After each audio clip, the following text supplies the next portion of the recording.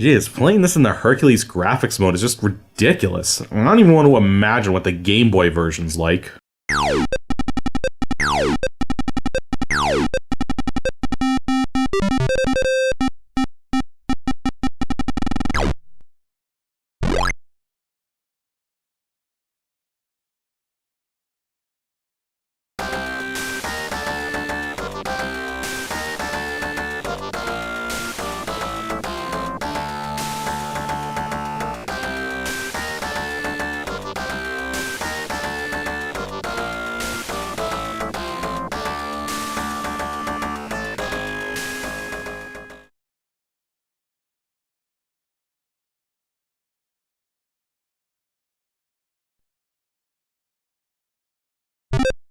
So, as I've established a number of times by now, I'm not very good at strategy games in general, but there are two big exceptions to this rule, both of which were made by the same company, Dungeon Keeper and today's ancient DOS game, Populous. I'm really not 100% certain why I'm able to play this game, especially since while I was growing up, I alone was the only person I knew who could. It is a very different paradigm for a strategy game, since you don't have direct control over units. Rather, instead, your goal is to take the role of a god and mesh the landscape to make it easier for your followers to build and flourish, hence the name of the game. This past week has actually been my very first time playing the DOS version, as I grew up with the SNES version instead. And while there are a number of differences between the two, they play pretty much the same way. But before we get too detailed, let's take a look at those game stats. Populous was developed by Bullfrog Productions and published by Electronic Arts in 1989. It's a 1 to 2 player real-time strategy game featuring support for multiple graphics and sound modes. The best graphics mode by far is its VGA 320x216 color mode, while there really isn't any best sound mode as they all sound completely different. I'm using the ad-lib mode for sake of consistency, but really, choose whichever one sounds the best for you. As for its current release date, it's still commercial, and getting a copy is a piece of cake. Just head on over to the Good Old Games website at www.gog.com and you can get it for $6. Keep in mind, though, that in the GOG release, they didn't completely remove the copy protection, so just ignore the screen that tells you to identify the shield. And also, the GOG release defaults to the Roland MT32 sound support, which is going to run off of your system's MIDI support, which may or may not sound all that great. I'll have some instructions about reconfiguring this at the end of the video. Now, before we get into the details about the gameplay, there's a couple interesting pieces of trivia. For one thing, the idea that you are playing the role of a god didn't quite occur to the dev team until much later in development, when someone from a magazine company made a remark as such. Also, virtually the entire game was trashed partway through development due to a hard drive crash. But this may have been a blessing in disguise, since the version that was written afterwards ran much better overall. But yeah, as far as the gameplay is concerned, it's actually much more simple than it looks, though the interface can be incredibly intimidating, especially for new players. Before you even get this far though, you have to choose which game mode you want to play. Tutorial, Conquest, or Custom. The Conquest mode is the standard mode where you progress through various levels, which each have their own conditions which determine how the game plays out.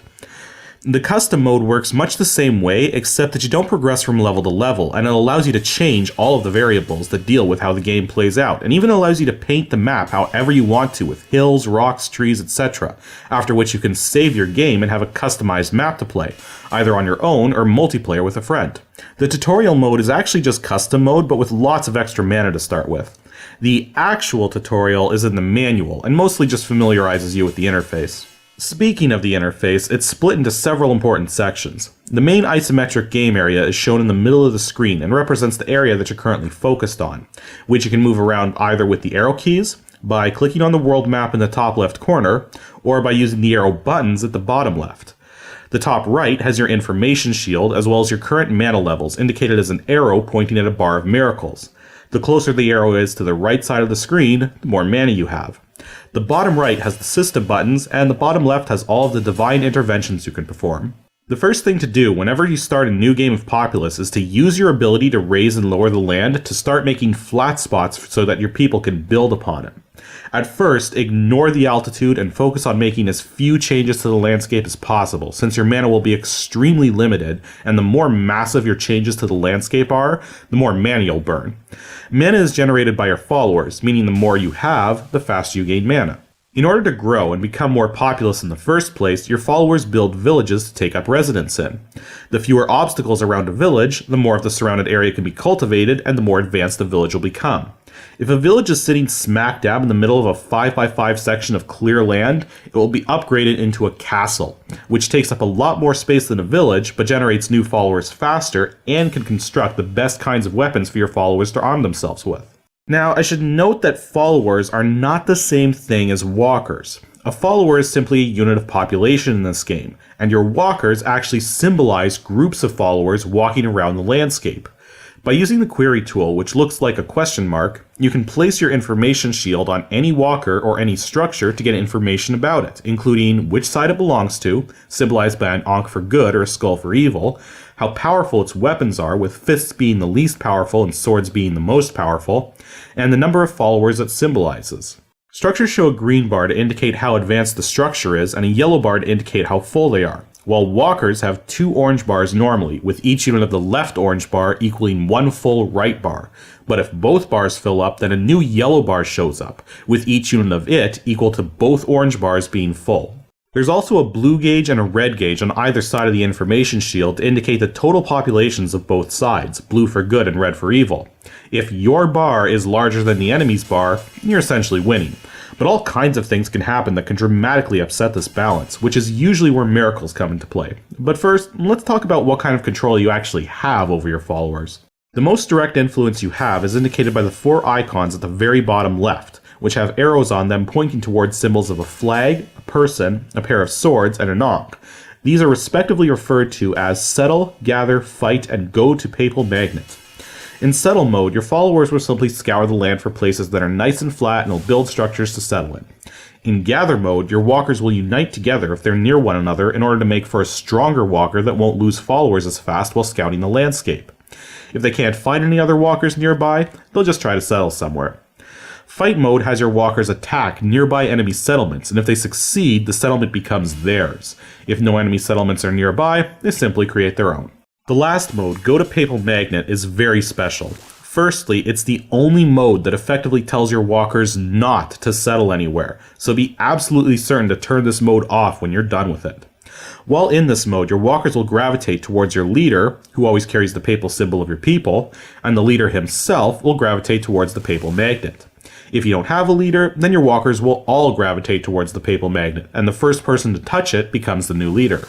The Papal Magnet itself serves a dual purpose. Not only can you use it to create new leaders, but by placing the Papal Magnet in various locations, you can direct all of your people to head towards those locations.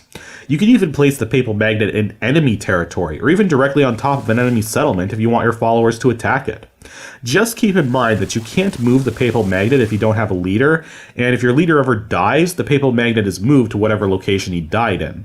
Winning a round of Populous is done in one of 2 ways. The most obvious way is to have your followers decimate all of the enemy followers. The other method is to build up your population and mana so high that you can safely trigger an Armageddon, where every follower abandons their structures and heads to the middle of the world for one final battle between good and evil, winner take all.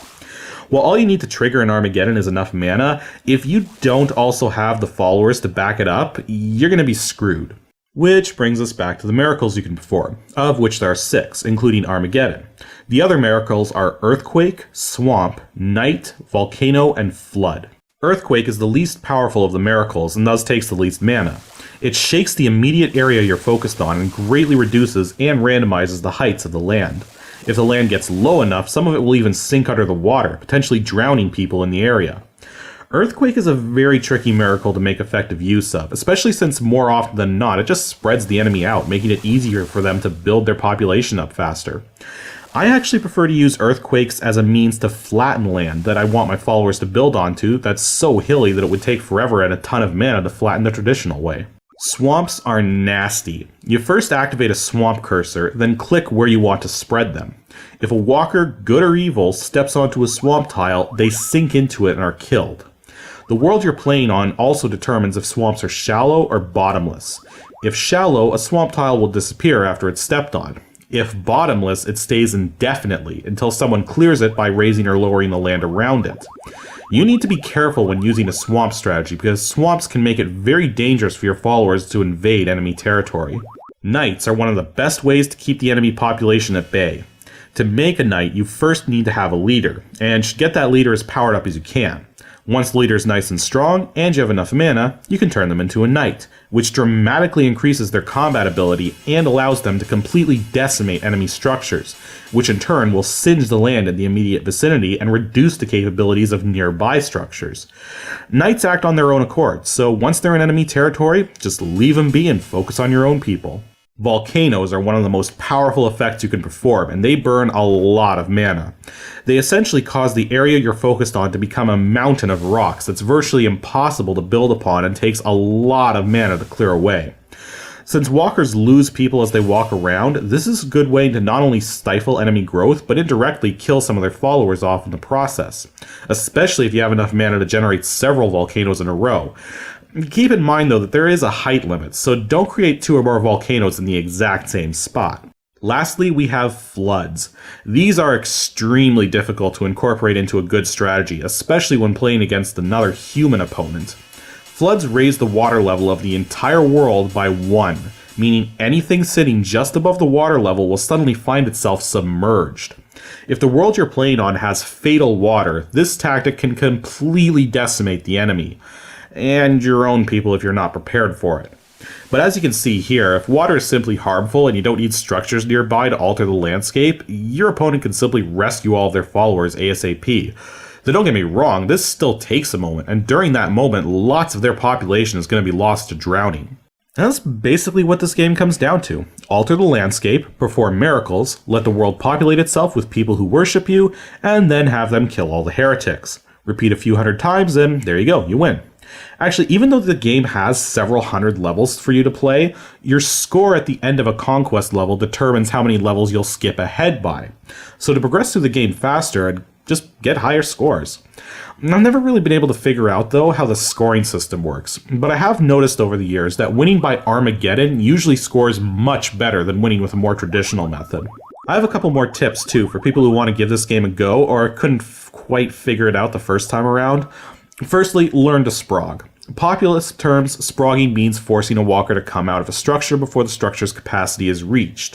While later Populous games allowed you to do this simply by clicking on the structure itself, in the original, what you have to do is place a hill or valley right next to a structure to downgrade it so that its capacity is instantly reached. Then once the walker comes out, you can immediately undo your change to the landscape to get the structure back to normal.